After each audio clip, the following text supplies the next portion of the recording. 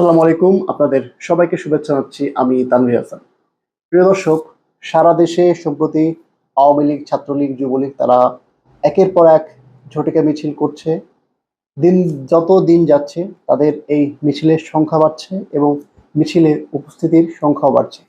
ইতিমধ্যে নোয়াখালী, কুমিল্লা সহ দেশের বিভিন্ন স্থানে মিছিল করার অভিযোগে নিষিদ্ধ ছাত্রলীগ, আওয়ামী লীগ এবং যুবলীগের অসংখ্য নেতাকর্মীকে গ্রেপ্তার করা হয়েছে, তাদেরকে কারাগারে প্রেরণ করা হয়েছে।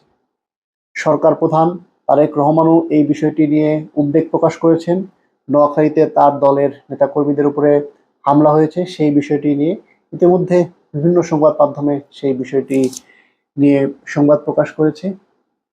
দর্শক, আপনারা জানেন যে ঈদের পূর্বে এবং গত ঈদের পরে চট্টগ্রামের বেশ কিছু এলাকায় বড় বড় কিছু মিছিল হয়েছে।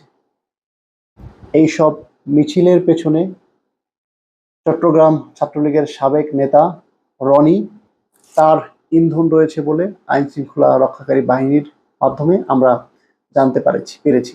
এবার সেই চট্টগ্রামে মিছিল করার জন্য এনসিপি নেতার অনুমতি চেয়েছে ছাত্রলীগের এক নেতা। সংবাদ মাধ্যম সমকাল বলছে, মিছিলের নিরাপত্তা চায় ছাত্রলীগ, আশ্বস্ত এনসিপি নেতার।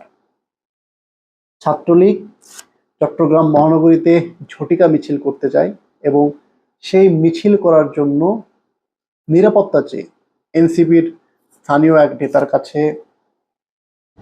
ফোনের মাধ্যমে যোগাযোগ করেছেন এবং এনসিপির সেই নেতা তিনি জানিয়েছেন যে আপনারা নিশ্চিন্তে মিছিলটি করতে পারেন, আপনাদের উপরে কেউ আক্রমণ করবে না। সমকাল বলছে, চট্টগ্রামে নিষিদ্ধ ছাত্রলীগের মিছিল করার ক্ষেত্রে নিরাপত্তা দেওয়ার বিষয়টি সংগঠনটির এক নেতার সঙ্গে এনসিপি নেতার হোয়াটসঅ্যাপে কথোপকথনের একটি ভিডিও ফেসবুকে ছড়িয়ে পড়েছে। এতে ওই ছাত্রলীগ নেতা এনসিপির সহ সাংগঠনিক সম্পাদক হাজ্জাতুল ইসলাম সাঈদের কাছে মিছিল বের করার বিষয়টি নিয়ে আলোচনা করেন। এই ব্যাপারে আশ্বস্ত করেন ওই এনসিপি নেতা। প্রিয় দর্শক, মুখে মুখে এনসিপির নেতারা সারাদিন আওয়ামী লীগকে গালিগালাজ করছে, ছাত্রলীগকে গালিগালাজ করছে, অথচ চট্টগ্রামের এই এনসিপি নেতা ভেতরে ভেতরে ছাত্রলীগের সঙ্গে যোগাযোগ রক্ষা করছেন, চট্টগ্রাম মহানগরের ছাত্রলীগের শীর্ষ নেতাদের সঙ্গে যোগাযোগ স্থাপনের চেষ্টা করছেন। কেন তিনি এমনটি করছেন? দর্শক, আপনাদের কি মনে হয়? আপনাদের গুরুত্বপূর্ণ মতামত আমাদের কমেন্ট সেকশনে জানান। ধন্যবাদ।